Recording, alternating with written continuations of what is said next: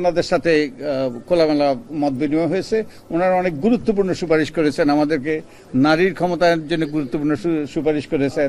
তারপরে সেই তত্ত্বাবধায়ক সরকার ব্যবস্থা থাকাটা গুরুত্বপূর্ণ এই কথা বলেছেন।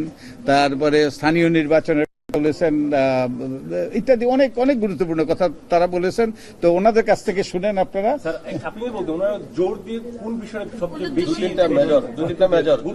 ওনার নারীর প্রতিনিধিত্বের কথা বলেছেন, তারপরে নির্বাচন কমিশন সঠিকভাবে সরাসরি ভোটের মাধ্যমে কনস্টিটিউয়েন্সি থাকে এটা, তারপরে তারা ওই যে তত্ত্বাবধায়ক সরকার ব্যবস্থাটা যেন থাকে, তারপরে যে স্থানীয় সরকার নির্বাচনটা যেন যে জাতীয় নির্বাচনের আগে হয় এই কথাগুলো বলেছেন। তত্ত্বাবধায়ক সরকার ব্যবস্থা যেন থাকে এটা তো বলেছেনই। তো আর কি এনিথিং প্রবাসীদের ভোটার কথা এবং এই যে এনআইডির কথা, এগুলো অনেকগুলো কথা, অনেকগুলো গুরুত্বপূর্ণ সুপারিশ তারা করেছেন।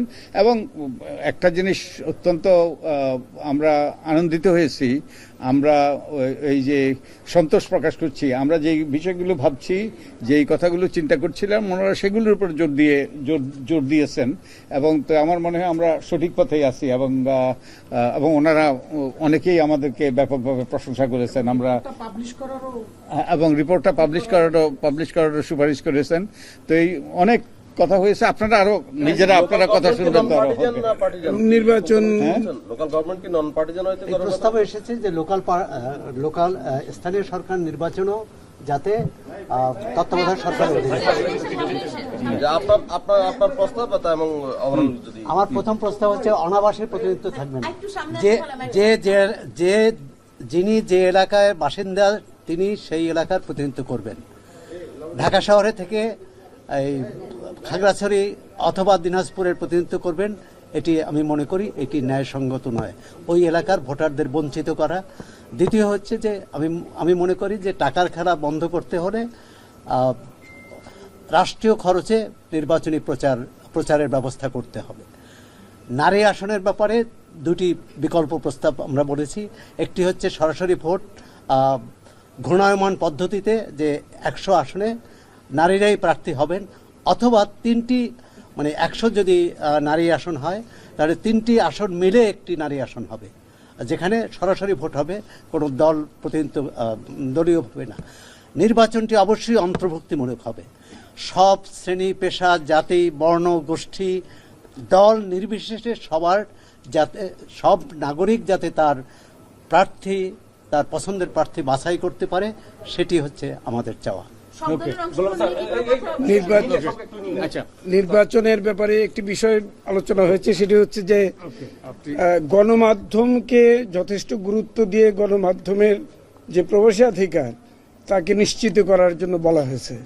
এবং গণমাধ্যমের যে ভূমিকা প্রতিটি নির্বাচনে, বিশেষ করে স্থানীয় সরকার নির্বাচন এবং জাতীয় নির্বাচন, দুই ক্ষেত্রেই গণমাধ্যমের যে প্রবেশাধিকার সেটাকে নিশ্চিত করার জোর দিয়ে গুরুত্ব দেওয়া হয়েছে।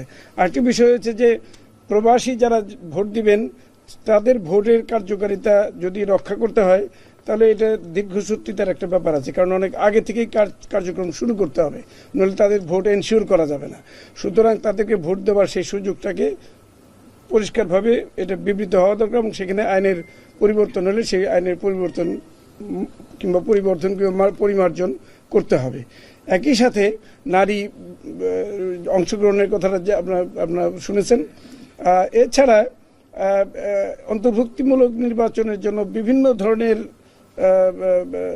দায়বদ্ধতা এবং যারা কার্যকর করবেন, এবং বিশেষ করে নির্বাচন কমিশনের মাধ্যমে নির্বাচনকে প্রকৃতপক্ষে সুষ্ঠু নিরপেক্ষ এবং স্বাধীনভাবে নির্বাচন পরিচালনা করার দায়বদ্ধতা ঘোষণা করা হয়েছে। এখানে কোনো দলীয় সরকারের অধীনে যেভাবে